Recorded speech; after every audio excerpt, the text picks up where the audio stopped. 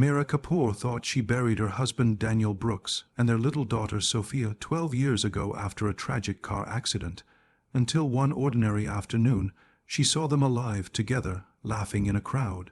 Meera Kapoor grew up in New Delhi, the only daughter of a middle-class family that believed strongly in traditions. Her parents had raised her to be independent, but also reminded her that marriage was one of the most important decisions of her life. When she met Daniel Brooks, an American businessman visiting India for work, she thought fate had handed her a miracle. Daniel was charming, respectful, and fascinated by her culture. He spoke about his dreams of building a family, of living a life full of adventure and stability. For Meera, who had always wanted to see the world beyond India, Daniel represented everything she had hoped for. After months of long conversations, letters, and promises, they got married in a modest but beautiful ceremony that brought two very different families together. Meera's move to the United States felt like stepping into a new universe. The streets, the houses, the culture, all of it overwhelmed her at first, but Daniel stood by her side, helping her adjust. She worked hard to learn the language better, took classes to understand American traditions, and slowly began to call it home. Their life together was not extravagant, but it was filled with simple joys. They would take long drives, share late night meals, and dream about the future. When Meera gave birth to a baby girl they named Sophia, she felt her life was finally complete. Holding her daughter in her arms for the first time, she believed all the sacrifices she had made, leaving her parents, her homeland, her comfort, were worth it. To the outside world, their family looked perfect. Friends often said Meera and Daniel had created a beautiful blend of two cultures, raising Sophia with the best of both worlds. Meera spent her days taking care of her daughter, cooking meals that combined Indian spices with American flavors, and recording little milestones in a diary. Daniel, meanwhile, was often busy with his business ventures, but he still made time for his family. He would sit with Sophia, reading her bedtime stories, or take her to the park on weekends. Meera trusted him completely, never questioning his late nights or the vague explanations about money troubles. What Meera didn't know was that cracks were already forming beneath the surface. Daniel's finances were unstable, and his work was not as secure as he made it seem. There were secrets he carefully kept hidden from her, lies tucked away behind his warm smile. But at that time, Meera saw none of it. All she saw was a loving husband and a father who adored their daughter. For her, it was the beginning of a life she believed would last forever. It was a cold, rainy evening when Meera's life collapsed without warning. She remembered the sound of the phone ringing, sharp and urgent, cutting through the quiet of her living room. On the other end, a police officer explained that Daniel and little Sophia had been in a terrible accident. Their car had skidded off the road on a highway stretch that curved near a rushing river. Witnesses reported seeing headlights disappear into the dark water. Emergency services had rushed to the scene. Divers searched the river for hours, and the wreckage was eventually found wedged between rocks. But the bodies were gone, carried away by the current.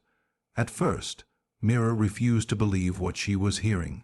She begged the officers to search again, convinced her daughter could not simply vanish into the water. She imagined Sophia crying for her, Daniel fighting to keep them safe. For days she stood near the riverbank where the accident happened, her clothes soaked, her body trembling in the cold, waiting for someone to tell her it had all been a mistake. But no one came. The authorities declared it an accident. They said the bodies were unrecoverable. The case was closed. The news spread quickly through her community, and people came to console her. Neighbors brought food. Relatives called from India to offer prayers, but none of it reached her broken heart. The home that had once been filled with laughter and the sounds of Sophia's tiny feet suddenly turned into a silent prison. Every corner reminded her of what she had lost, the toys left scattered on the floor, the bed where Daniel once read bedtime stories, the smell of baby lotion still lingering on Sophia's blanket. Grief consumed her. She stopped eating, barely slept, and moved like a ghost through her own home. Friends tried to convince her to return to India, to start over with her parents' support, but she refused. She could not abandon the memories of the two people she loved most. In desperation, she held a small memorial service. Though she had no bodies to bury, she lit candles, whispered prayers, and placed flowers by the river, as if it could connect her to Daniel and Sophia. As the months passed, the world moved on, but Meera could not. The story of the accident faded from headlines, but for her it never ended. She carried the pain like a shadow, silently repeating the same questions each night. Why them? Why so soon? And why was she left behind? 12 years had passed since the night Meera lost everything. Time had dulled the sharpest edges of her grief, but the emptiness never left her. She had moved to Chicago to escape the memories, quietly building a modest life as a schoolteacher. Her days were simple and structured: lessons in the morning, grading papers in the evening, and long, lonely nights in her small apartment. To her colleagues she appeared calm and resilient, but inside she still carried the weight of unanswered prayers. Every year, when the anniversary of the accident came, she lit 2 candles for Daniel and Sophia, whispering their names into the silence. One spring afternoon, the city held a cultural festival at a park near her school. Meera went not because she wanted to, but because her co-workers had persuaded her to come. The park buzzed with music, food stalls, and families enjoying the warmth after a long winter. She wandered among the crowd, distracted by the colorful decorations, when her eyes caught something that made her freeze in place. At first, she thought she was hallucinating. A man stood just a few feet away, laughing, his arm draped protectively over the shoulders of a teenage girl. His hair was grayer, his face older, but the features were unmistakable. It was Daniel.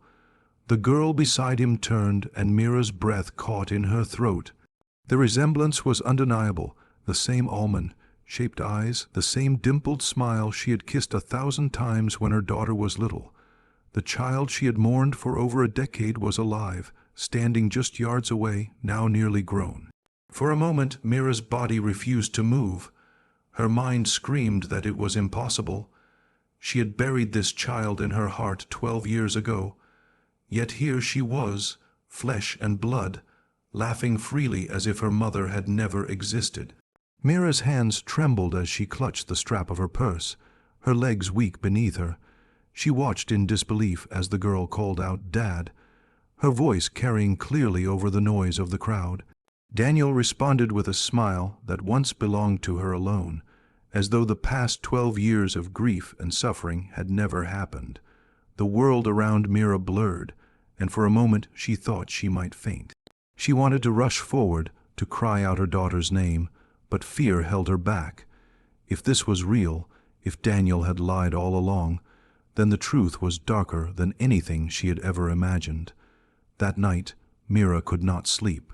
The image of Daniel and Sophia together replayed in her mind like a cruel film. She questioned everything. Had the accident been staged? Had the authorities been deceived? Why would Daniel take their daughter and let her believe they were both dead? The shock soon turned into determination. She needed answers, and she would not rest until she uncovered the truth. She began quietly, using her knowledge as a teacher to navigate public databases and online records. She searched for Daniel Brooks, but the trail went cold almost immediately. Then she tried looking for variations of his name, checking property records and court filings in nearby states.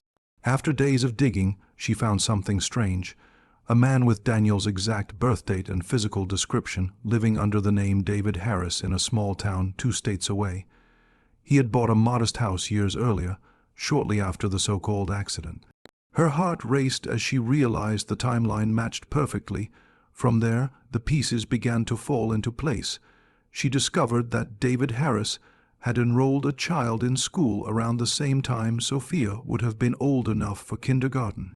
School records listed the girl as his daughter with no mention of Meera. The most painful detail was the mother's section, blank as though she had never existed. Digging deeper, Meera uncovered more disturbing truths. Daniel had been drowning in debt before the accident. Business partners had filed lawsuits against him, and creditors were circling. Faking his death had been his escape, a way to erase his obligations and start over with a clean slate. But what shattered Meera most was realizing he had taken Sophia not just for love, but as a tool. By keeping their daughter, he secured sympathy and credibility under his new identity. The lies extended beyond paperwork. Meera contacted someone from the small town where he lived, pretending to be a distant acquaintance.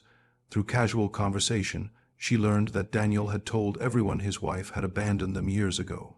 To the neighbors, Sophia's mother was a faceless figure who had walked away, leaving father and daughter alone. The weight of this revelation crushed Meera. For 12 years, her daughter had grown up believing her mother had chosen to disappear. The bond they once shared had been poisoned with lies. Anger surged within her, not just for what Daniel had done to her life, but for the way he had stolen her daughter's love. Meera knew she could no longer remain silent. The truth she had uncovered was too heavy to carry alone, and justice demanded action. She gathered every piece of evidence she had collected, property records, court documents, and school files, all showing that Daniel had been living under a false identity. With trembling hands, she presented it to the authorities. At first, they were skeptical, but as the investigation deepened, the web of deception became impossible to ignore. Daniel Brooks, long thought dead, had committed fraud, falsified records, and kidnapped his own daughter. The arrest was swift but shocking. Neighbors watched in disbelief as police cars surrounded the quiet suburban house. Daniel tried to protest, clinging to the story he had spun for over a decade, but the truth had caught up with him. Sophia stood frozen, her world unraveling as she watched the man she had called her hero taken away in handcuffs. News outlets exploded with headlines about the father who had faked his death and stolen his daughter's life. For Meera, it was a surreal moment. Justice was finally being served, but the cost was immense. The hardest part was not Daniel's downfall, but facing her daughter. Sophia had grown up with a carefully crafted lie, one where her mother had abandoned her. When Meera first approached her, the reunion was anything but joyful. The teenager looked at her with suspicion and anger, refusing to believe that this woman was the mother she had supposedly lost. Every word Meera spoke was met with silence or doubt. It was as though 12 years of love and memories had been erased and replaced with bitterness, but the truth has a way of breaking through. As the court hearings unfolded, Sophia heard the evidence herself. She saw documents, testimonies, and undeniable proof of the lies her father had told. Slowly, her anger shifted from Meera to Daniel. The betrayal cut deep, but it opened a small door for reconciliation. The process of rebuilding was fragile. Meera did not expect immediate forgiveness, nor did she rush her daughter.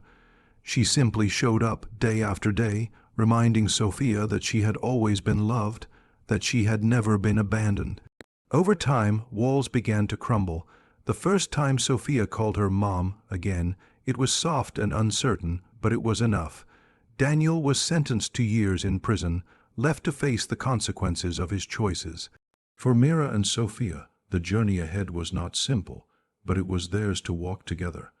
After 12 years of loss, lies, and grief, they had finally found each other again.